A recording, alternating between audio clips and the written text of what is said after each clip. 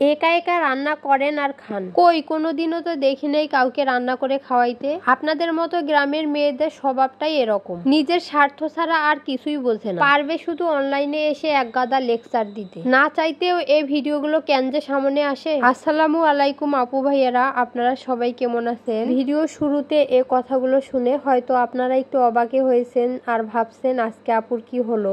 আমিও অবাক হয়েছিলাম, আর সবকিছুই শেয়ার করব আপনাদের সাথে। তবে তার আগে বলছি কলতলায় বসে কি করছি। আজ সকালে আমাদের এইদিকে ঝুম বৃষ্টি হয়ে গেল, আর বৃষ্টির কারণে রান্নাঘরে আসতে একটু দেরি হয়ে গেল। ঘরে কিছু শুকনো খাবার ছিল, ওগুলো খাওয়া হয়ে গেছে বাচ্চাদেরকে নিয়ে। বৃষ্টি থামার পর ভাবলাম আস্তে ধীরে রান্নাটা করে নেই। তা প্রথমে আমি মাটির পাতিলে করে ভাতটাই উঠিয়ে দিলাম। এরপর রান্না করার জন্য যা যা প্রয়োজন মশলাপাতি, তেল, লবণ সব পাকঘর থেকে বের করে নিলাম। মেয়েদের তো এই এক চাকরি, একবার রান্না করার জন্য সবকিছু বের করে নিয়ে আসতে হয়, আবার রান্না করার শেষে সবকিছু গুছিয়ে পরিপাটি করে রাখতে হয়। তাই এখানে আমি ভাত উঠিয়ে দিয়ে কয়েকটা আলু কেটে নিচ্ছি, সাথে পেঁয়াজ, কাঁচামরিচ এগুলো কেটে নিচ্ছি। ভাত হতে হতে আমার কাটাকাটি সব শেষ হয়ে যাবে, তাহলে রান্না করতে আর বেশি সময় লাগবে না। ভাতের একদিকে উতাল চলে আসছে, আর অন্যদিকে ডাল রান্না করার জন্য প্রেসারে সবকিছু গুছিয়ে নিচ্ছি। আমরা সব সময় মুগ ডালটাই খাই, অ্যালার্জির কারণে মসুর ডালটা খেতে পারি না। তা মুগ ডালটা একটু ঘন করার জন্য এখানে আমি 2টা শিল আলু কেটে দিলাম।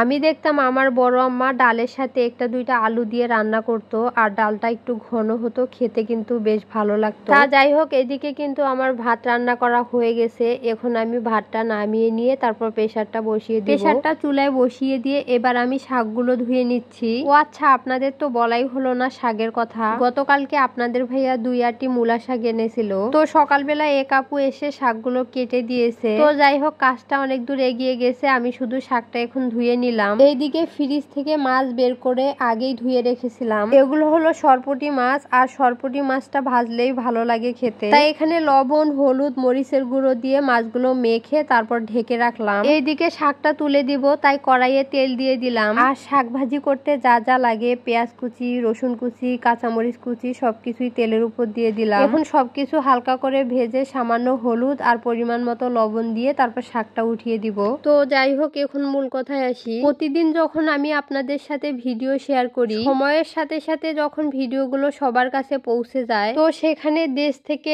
দেশের বাহির থেকে অনেক অনেক আপুরা অনেক অনেক মন্তব্য করে, আর সেই মন্তব্যগুলো কিন্তু সবাই কমেন্টের মাধ্যমেই প্রকাশ করে। তা অনেক অনেক আপু ভাইয়ারা আছে এত সুন্দর সুন্দর কমেন্ট করে, মনে হয় মন ছুঁয়ে যায়। আবার কিছু কিছু আপুরা কেন জানি খুব আঘাত দিয়ে কথা বলে। এই তো কিছুদিন আগে আমার ভিডিওতে এক আপু কমেন্ট করেছে আমি নাকি একা একা রান্না করি আর খাই, কাউকে কোনদিন খাওয়াই না। আমাদের মতো গ্রামের মেয়েদের নাকি স্বভাবটাই এরকম, নিজেরটা ছাড়া নাকি আমরা কিছুই বুঝি না। কমেন্টটা দেখে 10 মিনিট নীরবতা পালন করে শুধু ভাবতেই ছিলাম, আর এটাই ভাবছিলাম মাত্র 3-4 মিনিটের ভিডিও দেখে মানুষ আমাদেরকে নিয়ে কত কিছুই না ভাবে। হয়তো আমার ভালোবাসার আপুরা বলবেন যে আপু মানুষ অনেক কথাই বলবে, আপনি ওগুলো কিছু মনে করবেন না, কিন্তু দিনের পর দিন এই ধরনের কমেন্ট যখন দেখি তখন মনে হয় কমেন্টটা আপনাদের সামনে তুলে ধরি, কারণ আপনাদের সবাইকে নিয়েই আমার একটা পরিবার, আর আমার এই ধরনের ভালো খারাপ লাগার বিষয়গুলো আপনাদের জানার অধিকার আছে, তাই মাঝে মাঝে আপনাদের মাঝে তুলে ধরি। আর হ্যাঁ, যে আপু এই কমেন্টটা করেছেন সেই আপুকে বলছি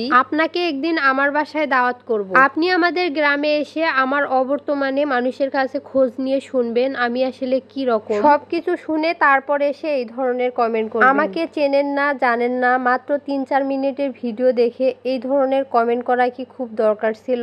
আচ্ছা আপু, আমি কি আপনার কোনো ধরনের ক্ষতি করেছি?